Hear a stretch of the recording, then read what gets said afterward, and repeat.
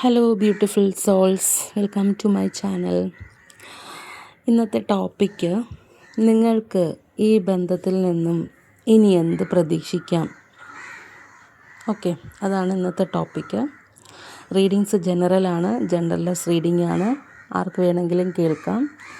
നിങ്ങളുടെ ജീവിതത്തിലെ ഇവൻസുമായിട്ട് റെസണേറ്റ് ചെയ്യുന്നുണ്ടെങ്കിൽ മാത്രം സ്വീകരിക്കുക, ഇല്ലെങ്കിൽ വിട്ടുകളയുക. നെഗറ്റീവ് കാര്യങ്ങൾ പറയുമ്പോൾ അത് ജീവിതത്തിൽ ഇല്ലെങ്കിൽ അട്രാക്റ്റ് ചെയ്യാതിരിക്കുക. ഓക്കെ, അപ്പോൾ ഇന്ന് ഓറക്കിൾ കാർഡ് എടുക്കുന്നില്ല, ടാരോട്ട് മാത്രമേ എടുക്കുന്നുള്ളൂ. നമുക്ക് നോക്കാം നിങ്ങളുടെ എനർജി എന്താണെന്ന്. ആദ്യം തന്നെ കിട്ടിയിരിക്കുന്നത് കിങ് ഓഫ് കപ്സ് ആണ്.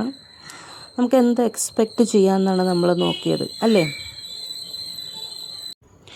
എക്സ്പെക്റ്റ് എ മെച്വർ, അതായത് പക്വതയുള്ളൊരു ബന്ധം നിങ്ങളുടെ പാർട്ട്ണറിൽ നിന്നും അല്ലെങ്കിൽ നിങ്ങളുടെ ഭാഗത്തു നിന്നും ഒരു ഇമോഷണലി ഇൻ്റലിജൻ്റ് ആയിട്ടുള്ള ബുദ്ധിപരമായ സമീപനം നിങ്ങൾക്ക് പ്രതീക്ഷിക്കാം. ക്ലെയിം ചെയ്യൂ. ഓക്കെ, ഇമോഷൻസിനെ വളരെ സൂക്ഷിച്ചും ബുദ്ധിപരമായും കൈകാര്യം ചെയ്യുന്നത് പ്രതീക്ഷിക്കാം. ചിലർക്ക് ബന്ധത്തിൽ ഇമോഷണൽ സ്റ്റെബിലിറ്റിയും പരസ്പരമുള്ള മനസ്സിലാക്കലും പ്രതീക്ഷിക്കാം എന്നാണ് കിങ് ഓഫ് കപ്സ് പറയുന്നത്. നൈറ്റ് ഓഫ് വാൻഡ്സ് പറയുന്നത് പാഷൻ ആൻഡ് എക്സൈറ്റ്മെൻറ്റ് പ്രതീക്ഷിക്കാം എന്നാണ്. പുതിയ എക്സ്പീരിയൻസ് ജീവിതത്തിൽ ഉണ്ടാകുമ്പോൾ ബി ഓപ്പൺ ടു ദാറ്റ്. നിങ്ങളുടെ നേരെ ഒരു എനർജി, ഒരു അഡ്വെഞ്ചർ ഒക്കെ വരുന്നത് നമുക്കിവിടെ കാണാം. ക്ലെയിം ചെയ്യുക. ഓക്കെ, അടുത്തത് ജഡ്ജ്മെൻറ്റ് കാർഡാണ്.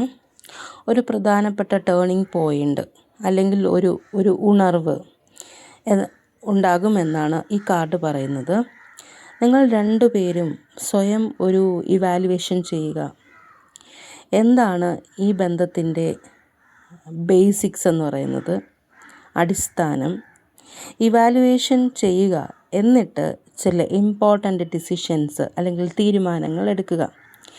ഇത് ചില കാര്യങ്ങളെ പുതിയ ഒരു ലെവലിൽ കൊണ്ടെത്തിക്കും. പിന്നെ വന്നിരിക്കുന്നത് ഫോർ ഓഫ് സോഡ്സിൻ്റെ എനർജി പറയുന്നത് ഒന്ന് ശ്വസിക്കുക ദീർഘമായി, എന്നിട്ട് നിങ്ങളുടെ ഇന്നർ പീസ്, ആന്തരിക സമാധാനം, അതിനെ ഫോക്കസ് ചെയ്യാനാണ് പറയുന്നത്.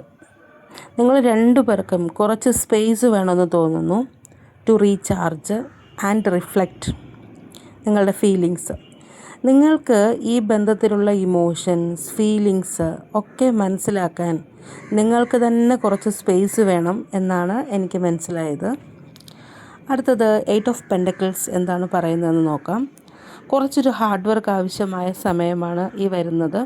നിങ്ങളുടെ ബന്ധത്തിലും മറ്റു കാര്യങ്ങളിലും ഹാർഡ് വർക്ക് വേണ്ടി വരും. Focus on details.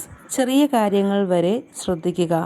ചില സോളിഡ് ആയിട്ടുള്ള അടിസ്ഥാനങ്ങൾ ഉണ്ടാക്കുക. ഈ ബന്ധത്തിൽ എഫേർട്ട് ഇടുക.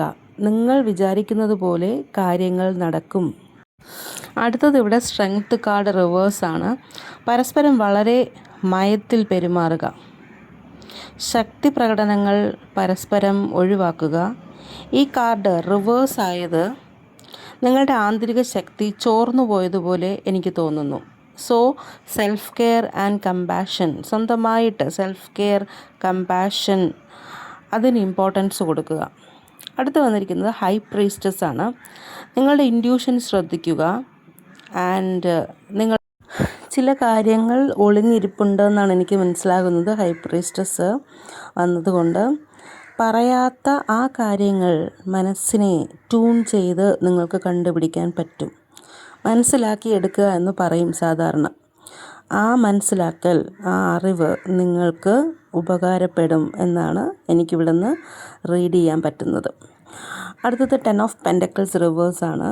എപ്പോഴും എക്സ്റ്റേണൽ വാലിഡേഷൻ, അതായത് മറ്റുള്ളവരെന്തു പറയുന്നു എന്നെക്കുറിച്ച്, എന്തൊക്കെ ശ്രദ്ധിക്കണം, മറ്റുള്ളവരിൽ ഫോക്കസ് ചെയ്യുന്ന ആ ഒരു സംഭവം, അത് നിങ്ങൾ ചെയ്യേണ്ട കാര്യമില്ല. ഓക്കെ, ആ ഒരു മറ്റുള്ളവരെന്തെന്നെക്കുറിച്ച് പറയുന്നു എന്നുള്ള കാര്യം നമ്മൾക്ക് ഇങ്ങനെ മനസ്സിലിട്ടിങ്ങനെ അലട്ടാതിരിക്കുക എന്നാണ് ഇവിടെ പറയുന്നത്. ഇവിടെ റിവേഴ്സ് വന്നിരിക്കുന്നതുകൊണ്ട് റീവാലുവേഷൻ ചെയ്യാനാണത് പറയുന്നത്. എന്താണ് ട്രൂലി ഇമ്പോർട്ടൻ്റ് എന്ന് മനസ്സിലാക്കിയിട്ട് അത് ഈ ബന്ധത്തിൽ അതിനെ ബേസ് ചെയ്തിട്ട് ഒരു ബാലൻസ് കൊണ്ടുവരിക എന്നാണ് 10 ഓഫ് പെൻറ്റക്കിൾസ് റിവേഴ്സ് ഇവിടെ പറയുന്നത്. ഏസ് ഓഫ് പെൻറ്റക്കിൾസും റിവേഴ്സാണ്. ഒരു ചില ന്യൂ ബിഗിനിങ്സ്, ഓപ്പർച്യൂണിറ്റീസ്, അവസരങ്ങൾ ഇതെല്ലാം നിങ്ങളുടെ കാര്യത്തിൽ ബ്ലോക്കാണ്.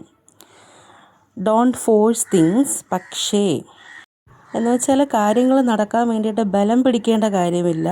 പക്ഷെ നിങ്ങൾക്ക് ചെയ്യാൻ പറ്റുന്നത് ഭാവിക്ക് വേണ്ടിയുള്ള ഗ്രൗണ്ട് വർക്ക്സ്, നല്ലൊരു ഭാവിക്ക് വേണ്ടിയിട്ടുള്ള കാര്യങ്ങൾ ഇപ്പോഴേ നിങ്ങൾക്ക് ചെയ്യാൻ പറ്റും.